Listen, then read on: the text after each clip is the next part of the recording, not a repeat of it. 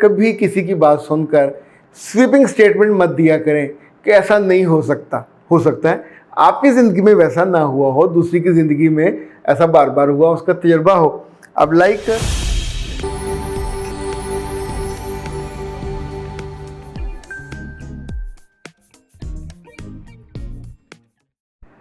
बिस्मिल्लाहिर्रहमानिर्रहीम। खातिन हज़रात, मैं हूँ अख्तर अब्बास और आप सबको मेरा सलाम पहुँचे। ज़िंदगी में जितने लोग हैं, ख़वातीन और हज़रात, सबकी ज़िंदगी के अलग अलग तजर्बे हैं, अलग अलग मुशाहदे हैं, सबक भी अलग अलग हैं और इट्स मेक्स डिफरेंस। एक बात याद रखिए, अब नवान ने कहा कि सर मैं एक ऐसी बात कहना चाहती हूँ जो मेरी ज़िंदगी का बेहतरीन तजर्बा है। मैं जब ब्याह के गई तो ससुराल वाले हर बात नोटिस करते थे कि बहू क्या करती है, कैसा करती है। कुछ चीज़ें उनको पसंद थी, कुछ नापसंद थी। जो गलत होती है उस पर रिएक्ट करते और लेट डाउन भी करने की कोशिश करते। फिर ये हुआ कि मैंने एक टेक्निक पे गौर किया कि इस घर में सबसे अहम कौन है, तो पता चला उस घर में सबसे अहम मेरी सास है। और उसके बाद आज तक मैं ये करती हूँ कि सिर्फ मैंने अपनी सास से बना के रखी। जो कोई मुझसे कोई बात कहता है तो मैं जाकर फ़ौरन उनको बता देती हूँ, और अगर वो बुरी हो तो सास उनको बुला के मेरे सामने मुंह पे करा देती है, बात वहीं ख़त्म हो जाती है। मेरे ज़ुम्मे किसी का कोई इल्ज़ाम, किसी को कही हुई कोई नागवार बात ऐसी नहीं है कि जो कोई दूसरा आके कहे मेरी एब्सेंस में और मेरी सास उसको सच्ची माने। मैं अपनी सास को पूरे दिल से घर का बड़ा मानती हूँ और अपनी ज़ात का भी बड़ा मानती हूँ। जब आप ज़िंदगी में किसी एक को बड़ा मान लेते हैं तो फिर आपकी ज़िंदगी भी खुश और खुशगवार हो जाती है। ये मेरी ज़िंदगी का तजर्बा। प्यारे बच्चे, आपने दिल खुश कर दिया। यानी आमतौर पे हम लड़कियों से कोई बहुत अक्ल वाली तवक्को नहीं करते। जब तक आप धक्के खा ना लें, डांट खा ना लें, बहुत सारी गलतियां कर ना लें, लेकिन आपने बहुत ज़्यादा गलतियां किए बिना ज़िंदगी की खूबसूरत बात को, हकीकत को पकड़ लिया और उसको अपना रहबर और रहनुमा बना लिया। अगर आप अकेले घर में हैं तो ज़ाहिर मियाँ वहाँ सबसे बड़ा, तो उसको फॉलो करना चाहिए। और अगर जॉइंट फैमिली है तो वहाँ आम तौर पे जो सासें और माएँ हैं वही सबसे बड़ी और ताकतवर होती हैं। और ये बात ठीक है, मुझे इससे इत्तेफाक है। बहुत कम ऐसी हो सकती हैं जो फिर भी नेगेटिव हों, तो आप अगर उसके साथ जुड़ जाते हैं, गोडे मोड बैठे रहते हैं उनके, तो यकीन मानिए ये तो आप किसी भी मखलूक को भी प्यार से अपने दामे उल्फत में घेर सकते हैं।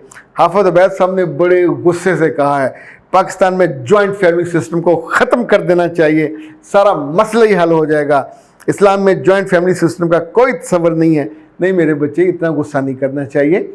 हर बात की एक हद होती है।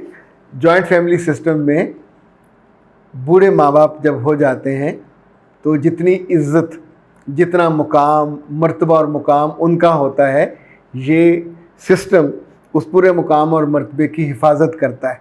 वालिदैन ने सारी उम्र अपने बच्चों को पाला पोसा होता है। अब गलती माएँ ये करती हैं कि अपने तर्ज़-ए-अमल ख़राब कर बैठती हैं, वरना ये उम्र होती है जब आपको आराम करना चाहिए।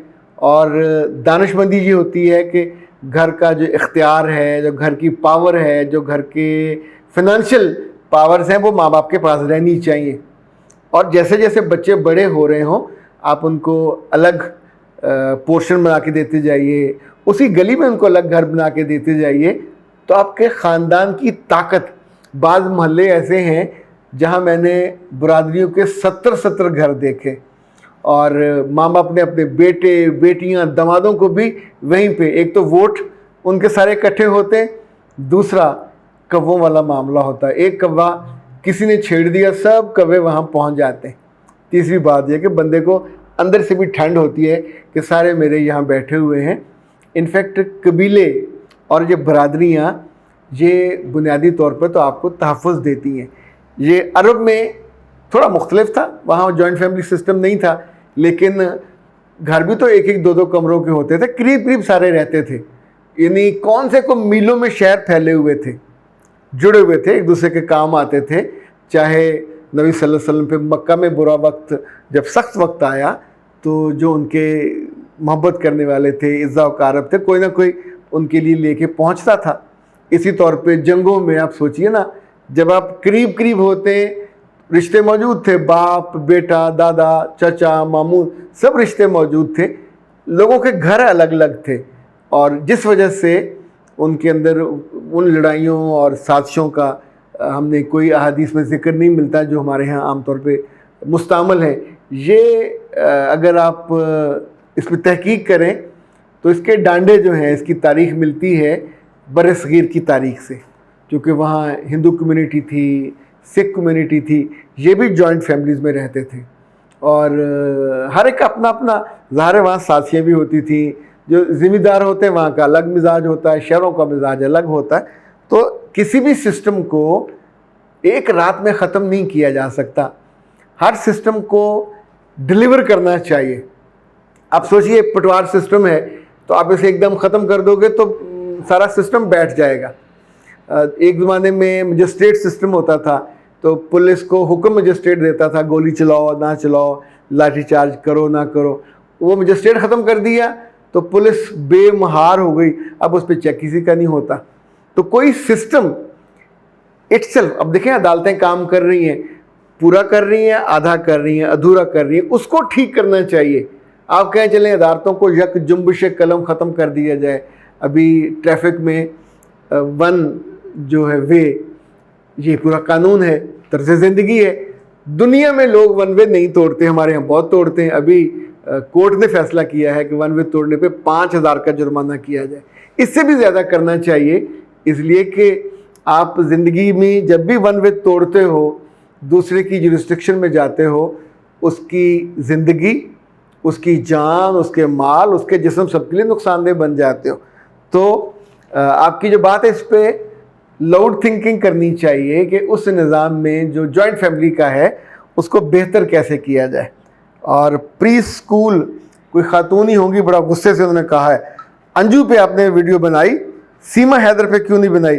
میرے بچے سیما حیدر کا میں نے کیس ابھی پڑھا نہیں، مجھے کیونکہ بہت انٹرسٹ بھی نہیں تھا، وہ بڑی گھٹیا قسم کی عورت ہے، وہ وہاں چلی گئی ہے انڈیا، تو جب میں اگر اس کو پڑھوں گا تو پھر میں اپنی رائے کو قائم کر کے آپ کو بتا سکوں گا۔ میں اصل میں چلتی ہی ہر ویو کے ساتھ نہیں بھاگتا۔ یہ انجو والا کیس میں نے ایک رات لگا کے سارے جو اخبارات تھے، چینلز تھے، جو اس میں ان کے تجزیے آئے تھے، ان کے انٹرویوز تھے، اس کے باپ کے اور اس کے میاں کے، وہ سارے میں نے دیکھ لیے تھے۔ تو اس کے بعد میری ایک رائے بنی جس پہ میں نے آپ سے گزارش کی۔ مانور کہتی ہیں سر مجھے تو اس بات کا پتہ ہی نہیں تھا، مجھے اب سمجھ آ رہا ہے کہ کتنی بڑی غلطی مجھ سے ہوئی۔ شادی کی پہلی رات انسان کو اپنے کپڑے واش نہیں کرنے چاہیے اور ان کو سنبھال کر رکھنا چاہیے، یہ بعد میں کئی مسئلے حل کرنے کے کام آتا ہے۔ اور یہ باتیں سن کے میرے تو پاؤں تلے سے زمین نکل گئی کہ میں یہ غلطی کر چکی تھی اور بعد میں نے بھگتی۔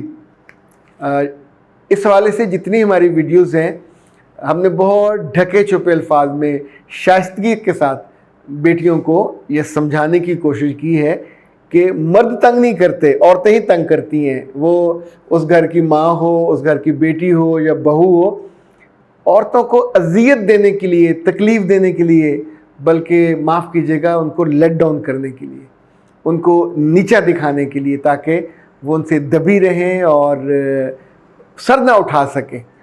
سو جھوٹے الزام بھی لگاتی ہیں، جھوٹے ٹیسٹ بھی ہوتے ہیں، اور اس طرح کی جو مکروہ چیزیں ہیں یہ اس پورے ریجن میں ہیں۔ اور جب آپ کو پتہ ہو کہ ایک چیز غلط مستعمل ہے، ہو رہی ہے، تو پھر عقل مندی یہی ہوتی ہے انسان اس سے بچ جائے۔ جیسے سیانے کہتے ہیں نا کہ جب باہر نکلیں تو سب سے عقل مندی یہ ہوتی ہے کہ سب لوگوں کو پاگل سمجھو اور خود ڈرائیو اچھی کرو تو آپ حادثے سے بچ جاتے ہو۔ اسی طور پہ جب آپ سسرال میں جاتے ہو تو وہاں یہ سوچ کے جایا کریں کہ ایک آدھ بندے کے علاوہ جو آپ سے محبت کرے گا، آپ کا خیال کرے گا، باقی سب وہاں دوربینیں لگا کے بیٹھے ہوتے ہیں کہ اس کی کون سی کمی کوتاہی، یہ اٹھتی کتنے بجے ہے، یہ ناشتہ کتنے بجے کرتی ہے، یہ کم کھاتی ہے کہ زیادہ کھاتی ہے، یہ کپڑے اچھے پہنتی ہے، ریشمی پہنتی ہے یا سادہ پہنتی ہے۔ جو آپ کرو گے اس کے برعکس ان کی رائے ہونی ہے۔ تو ایسے میں شروع کے مہینے آپ کو صرف ان تعلقات کو بنانا ہوتا ہے، بچانا ہوتا ہے اور اپنے آپ کو سسٹم میں فٹ کرنا ہوتا ہے۔ جو اس میں تھو تھو کر کے الگ ہو کے بیٹھ جاتی ہیں ان کو بہت سہنا پڑتا ہے۔ یہ زندگی ہے، روز ایک نئی چیز سکھاتی ہے۔ جو سیکھتے جاتے ہیں وہ جلدی ان کی جو غلطیوں کا گھڑا ہے وہ بھر جاتا ہے، اور اچھے کاموں والا جو گھڑا ہے آپ اس میں پھر نئی چیزیں ڈالتے جاتے ہیں۔ زندگی آسان نہیں ہے، لوگ آسان نہیں ہیں، اور لوگ اس لیے آسان نہیں ہیں کہ جو لوگ اللہ سے نہیں ڈرتے ان کے بارے میں یہ کہا جاتا ہے کہ ان سے ڈرو، چونکہ انہیں کسی چیز کا خوف نہیں ہوتا۔ جس کو اللہ کا خوف ہوگا، جس کو اللہ کے رسول صلی اللہ علیہ وسلم سے محبت ہوگی، وہ دوسروں کو اور بہو بیٹیوں کو رسوا نہیں کرے گا، وہ ان کو ٹارچر نہیں کرے گا۔ یہ تو اللہ معاف کرے، یہ ساری عورتیں وہاں پکڑی جائیں گی اور ان کے کان پکڑائے جائیں گے، جو مجھے لگتا ہے کان پکڑانے کے 100 طریقے ہو سکتے ہیں، سختی ان کے ساتھ، چونکہ یہ بہت انہوں نے زندگیاں برباد کی ہیں، بہت بچیوں کے ساتھ کھلواڑ کیا ہے، ان کی عزتیں، ان کے امیج، ان کے امپریشن، ان کی پڑھائیاں، ان کی شخصیات کو انہوں نے لٹرلی ملیا میٹ کر دیا ہے، اور سونے جیسی بچیاں ہوتی ہیں ان کو مٹی کے بھاؤ وہاں کر دیتی ہیں۔ اللہ ایسی نامناسب عورتیں جو نامبارک کام کرتی ہیں، اللہ ان بچیوں کو ان سے محفوظ رکھے۔ اختر عباس کو دیجیے اجازت۔ السلام